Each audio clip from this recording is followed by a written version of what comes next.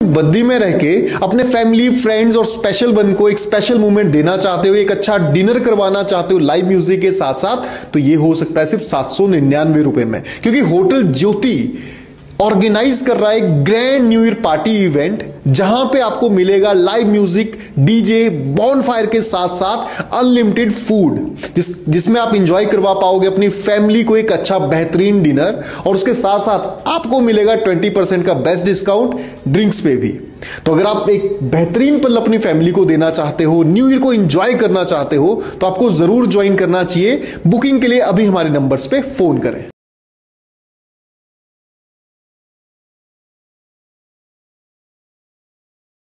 मुख्यमंत्री ठाकुर सुखविंदर सिंह सुक्खू ने आज नलगढ़ विधानसभा क्षेत्र के बरूणा में जनसभा को संबोधित करते हुए कहा कि आगामी बजट में प्रदेश सरकार द्वारा ग्रामीण अर्थव्यवस्था, शिक्षा और स्वास्थ्य क्षेत्र पर विशेष ध्यान दिया जाएगा। उन्होंने नालागढ़ में बिजली बोर्ड का अधीक्षण अभियंता कार्यालय, रामशहर में अग्निशमन केंद्र और क्वारणी वसाई चड़ूग में पटवार वृत्त खोलने की घोषणा की। उन्होंने बरूणा इंडोर स्टेडियम को 2 करोड़ रुपए प्रदान करने, चिकनी घाट पर पुल का निर्माण और सड़कों के सुदृढ़ीकरण के लिए उचित आर्थिक सहायता मुहैया करवाने की घोषणा की। मुख्यमंत्री राजकीय वरिष्ठ माध्यमिक पाठशाला जोंगो का नाम शहीद राइफलमैन राजेश ऋषि के नाम पर करने की घोषणा की। उन्होंने कहा कि नालागढ़ में एकीकृत खेल परिसर के निर्माण के लिए राज्य सरकार पूरी वित्तीय सहायता प्रदान करेगी। उन्होंने पंजेरा में प्राथमिक स्वास्थ्य केंद्र खोलने की घोषणा भी की। ठाकुर सुखविंदर सिंह सुक्खू ने कहा कि वो जल्द ही 1 मेगावाट क्षमता की ग्रीन हाइड्रोजन परियोजना का शिलान्यास करने के लिए नालागढ़ आएंगे। उन्होंने कहा कि ग्रीन हाइड्रोजन भविष्य की अहम ऊर्जा है और राज्य सरकार पर्यावरण संरक्षण के प्रयास कर रही है ताकि आने वाली पीढ़ी को स्वच्छ जलवायु और वातावरण मिल सके। उन्होंने कहा कि प्रदेश सरकार गरीब और वंचित वर्गों के उत्थान के लिए निरंतर प्रयास कर रही है। अच्छी सुविधा चाहते हैं, संपन्न परिवार को सब्सिडी छोड़ने के लिए तो आपको भी कुछ फैसलों में हमारा समर्थन करना पड़ेगा। क्या आप समझते हैं कि जो इनकम टैक्स देता है उसको बिजली में सब्सिडी दी जाए? क्या आप समझते हैं जो इनकम टैक्स देता है या 50,000 से ऊपर की इनकम का है वो पानी का बिल भी ना दे? बीजेपी ने बड़े बड़े होटलों के बिजली के बिल माफ कर दिए, बड़े बड़े होटलों के पानी के बिल माफ कर दिए, और 5,000 करोड़ रुपए की चुनाव से पहले जो रेवड़ियां बांटी, हिमाचल की जनता ने उसको पसंद नहीं किया। उन 5,000 करोड़ रुपए की रेवड़ियां बांटने के बाद भी हिमाचल में कांग्रेस की सरकार को दोबारा चुनकर वो लाई।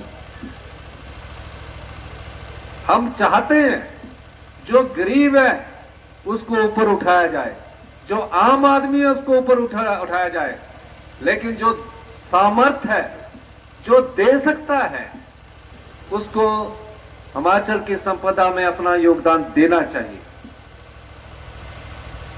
अगर हम इन सब चीजों को सिस्टमेटिक ढंग से कर देंगे, हिमाचल प्रदेश 2027 में खुद आत्मनिर्भर हो जाएगा। हमने बहुत परिवर्तन किया, लेकिन परिवर्तन धरातल में आने में समय लगता है। 1 साल बाद आप उस परिवर्तन को महसूस करेंगे। सभी क्षेत्रों में महत्वपूर्ण परिवर्तन आया है। अभी मैं नालागढ़ में 1 मेगावाट का ग्रीन हाइड्रोजन प्रोजेक्ट लगाने के लिए आने वाला हूं। ग्रीन हाइड्रोजन भविष्य की ऊर्जा है जो हमको आत्मनिर्भर बनाने में महत्वपूर्ण ताकत प्रदान करती है। ऑयल इंडिया लिमिटेड के साथ हमारा समझौता हुआ है। हिमाचल प्रदेश हिंदुस्तान का पहला राज्य है जहां 1 मेगावाट का ग्रीन हाइड्रोजन लगाकर उससे पैसा कमाएगी। ये पानी से बनती है, पानी हमारे पास है। ये पायनियर प्रोजेक्ट इसलिए लगाया गया है ताकि आने वाले समय में जो उद्योगपति यहां आए वो स्वच्छ वातावरण पैदा रखे, हमारा जो प्राकृतिक सौंदर्य है उसको भी बनाकर रखे और जो हमारी संस्कृति है उसको भी जिंदा रखे। आप बजट नहीं देखते हैं, हमारे बजट में योजनाएं हैं। कोई ये समझ सकता था कि गांव में बैठा हुआ किसान जो पशुपालक है, जब गाय का दूध 1 साल पहले 30 रुपए प्रति लीटर हुआ करता था, हमारी सरकार ने आकर उसमें 15 रुपए की बढ़ोतरी की। आज सरकार द्वारा 45 रुपए के हिसाब से गाय का दूध खरीदा जा रहा है। भैंस का दूध 40 पशु होगा, उसके गोबर आधारित मक्की जो पैदा करेगा उससे हम 30 रुपए किलो मक्की खरीदेंगे। सरकार ने इस साल 4,000 क्विंटल मक्की खरीद ली है और 30 रुपए किलो के हिसाब से सरकार ने खरीदी है। अगले आने वाले समय में जो गोबर आधारित गेहूं पैदा करेगा 40 रुपए गेहूं हम उससे खरीदेंगे। प्राकृतिक खेती के रूप से जो गेहूं और मक्की उगाई जाएगी सरकार वो खरीदेगी। तो आप जो लोग कृषक हैं, आपके खेतों ने बहुत यूरिया खा लिया है।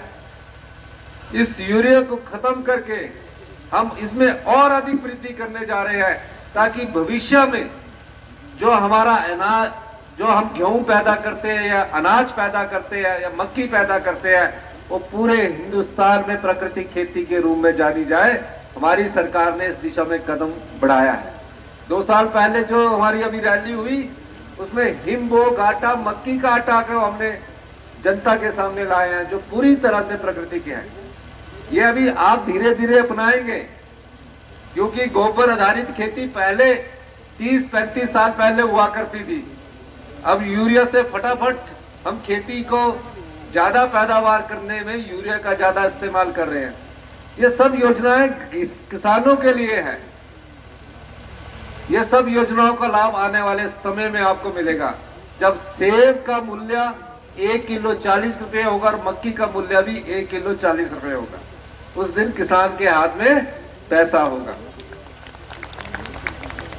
अब यो प्रोग्राम भी है इनका, सांस्कृतिक कार्यक्रम रेड क्रॉस सोसाइटी का, कि यहाँ जो बाबा जी ने कहा कि 50 लाख रुपया कुछ सड़कें हैं, उन सड़कों को स्वीकृत करता हूं मैं। फायर ऑफिस की बात की है, एससी ऑफिस की बात की है, और एससी ऑफिस नालागढ़, बिजली बोर्ड का अपने सब कुछ ही तो नहीं लिख दिया।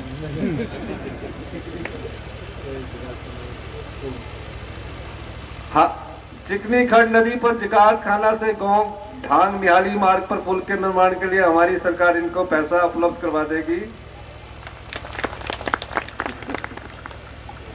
राज्य बिजली बोर्ड का एससी ऑफिस जरूरत है यहाँ, इसलिए हम नालागढ़ में इसको खोलेंगे।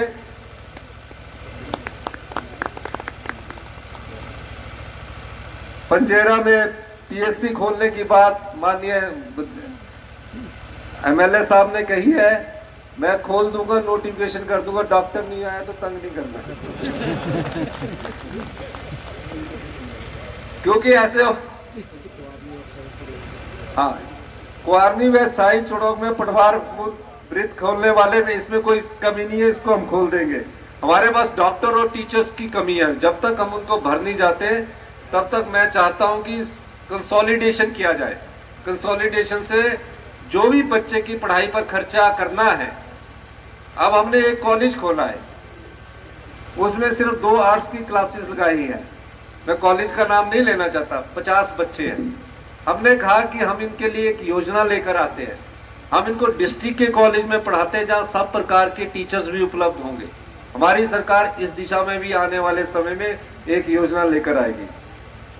स्पोर्ट्स कॉम्प्लेक्स बनाना चाहते हैं जहां बच्चे पढ़ते हैं, नशे से दूर रहने के लिए। उसके लिए जितना भी पैसा चाहिए होगा, 10 करोड़ 15 करोड़, वो हमारी सरकार उनको उपलब्ध करवाएगी। सड़कों के लिए हमारे पास बहुत पैसा है, पुल के लिए भी बहुत पैसा, वो जो ये कहेंगे वो हम सारे कर देंगे। लेकिन जो शिक्षा संस्थान है, वहां जब तक टीचरों की नियुक्ति नहीं हो जाती, जब तक डॉक्टरों की नियुक्ति नहीं हो जाती, तब तक सिर्फ नोटिफिकेशन करवाकर आपको भी धोखा देना है, मैं नोटिफिकेशन कर दूं, और विधायक साहब को भी धोखा देना है। क्योंकि रोज सचिवालय में मेरे कमरे में आ जाएगी कि डॉक्टर भेजो, तो एक स्थान से डॉक्टर भेजूंगा तो दूसरे स्थान में खाली हो जाएंगे। अभी हम डॉक्टरों की भर्ती करने जा रहे हैं, 200 के करीब डॉक्टर और भर्ती करने जा रहे हैं। जैसे ही डॉक्टरों की भर्ती होगी, आपकी जो अपग्रेडेशन है वो कर देंगे।